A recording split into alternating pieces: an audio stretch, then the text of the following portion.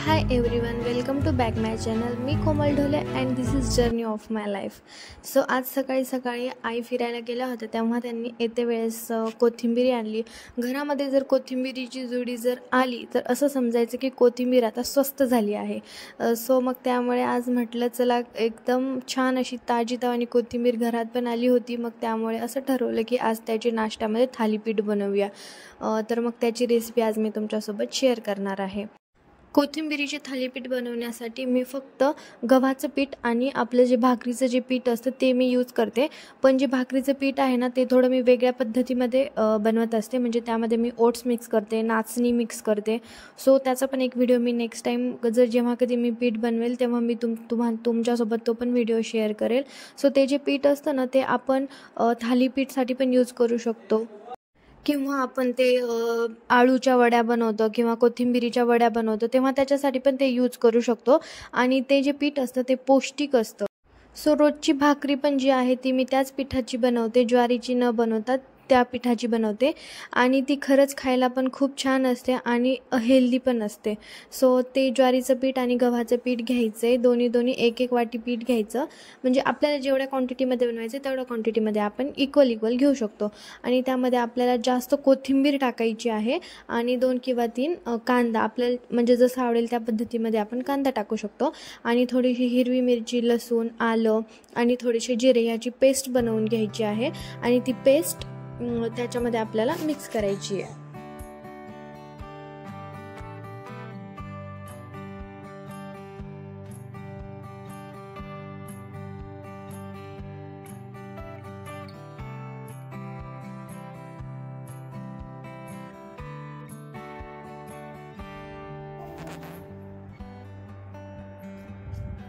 त्यामध्ये आपण बारीक केलेली जी पेस्ट आहे ती मिक्स करायची आहे. आणि त्याचबरोबर त्यामध्ये आपल्याला थोडासा चाट मसाला, थोडंसं चवीपुरतं मीठ घालून ते सर्व असं मिक्स करायचं आहे. आणि थोडं पाणी टाकून आपल्याला ते मळून घ्यायचं आहे.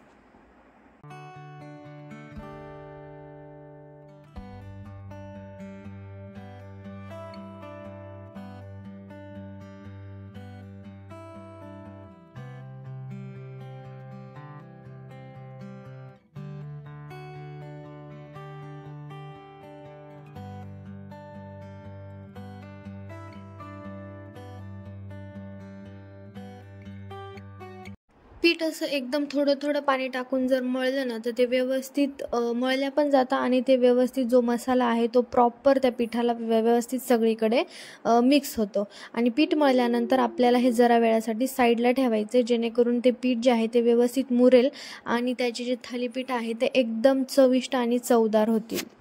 कोथिंबीरीचे जे थालीपीठ आहेत ना, ते मी नेहमीच बनवत असते, कारण घरात सर्वांना खूप आवडतात आणि खरंच खूप चविष्ट आणि चवदार लागतात. तुम्ही पण कधीतरी ट्राय करून बघा, तुम्हाला पण खूप आवडेल. मी सहसा हे ब्रेकफास्टमध्ये बनवत असते. कोथिंबीर हे पचनासाठी पण एक व्यवस्थित पदार्थ आहे जो की आपण खाऊ शकतो. आणि कोथिंबीर हे रक्तशुद्धीकरणाचं पण काम करते. कोथिंबीरमध्ये भरपूर प्रमाणामध्ये लोह, फायबर आणि मॅग्नीजचं प्रमाण जे असतं ते भरपूर प्रमाणामध्ये असतं.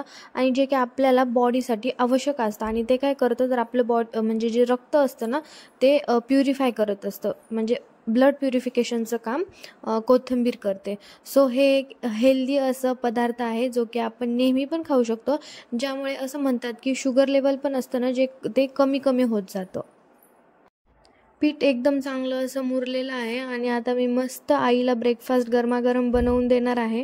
आणि चला पाहूयात आता त्यांना हे थालीपीठ आवडतात की नाही. तर मी थालीपीठ बनवत होते आणि त्रिशाचं काहीतरी चालू होतं. तिने एक कागदवरती काहीतरी लिहिलं होतं आणि मला दाखवत होती की हे मी केलं आहे. आय थिंक तिने जसं आपण किराणाची लिस्ट बनवताना तसं त्या पद्धतीने तिने त्यात लिहिलं होतं की आपल्या दुकानमध्ये काय काय आहे. सो आज ती दुकानमध्ये गेली होती तेव्हा तिने एक किराणा लिस्ट पाहिली वाटतं. सो त्यावरचं जे पाहिलं होतं तिने तेच त्यावरती तिने स्वतःच्या हाताने त्यावरती लिहिलं आणि मला दाखवत होती की आपल्या दुकानमध्ये हे आहे. सो ते ऐकून मी आश्चर्यचकित झाले की यार, लहान मुलांचं जे माइंड असतं ना ते किती अट्रॅक्टिव्ह असं की कोणत्या पण एखाद्या गोष्टीला ते लगेच अट्रॅक्ट होतात. आणि स्पेशल म्हणजे ती कोणती पण नवीन गोष्ट जी असते ती लवकर अशी कॅच करतात आणि शिकतात लवकर त्यामधनं काहीतरी. चला तर आता माझे थालीपीठ पण रेडी आहेत. आता मी आईला हे दह्यासोबत सर्व करणार आहे आणि पाहूयात आता त्यांना हे थालीपीठ आवडतात की नाही ते.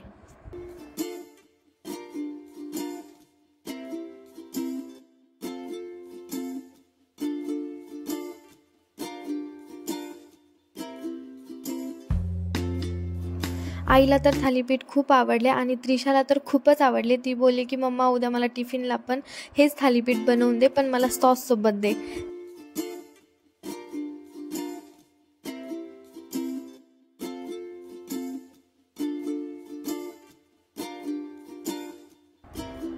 तुम्ही पण एक वेळ नक्की ट्राय करा. खरंच खूप छान अशी ही थालीपीठं होतात आणि आय होप तुम्हाला हा व्लॉग माझा आवडला असेल. तुमच्यासाठी अशाच नवीन नवीन रेसिपी आणि असं बरंच काही तुमच्यासाठी मी व्लॉगमध्ये घेऊन येणार आहे. सो तुम्ही मला लाईक, शेअर अँड सबस्क्राईब करा. Thank you so much. Bye bye. भेटूया नेक्स्ट व्लॉगमध्ये.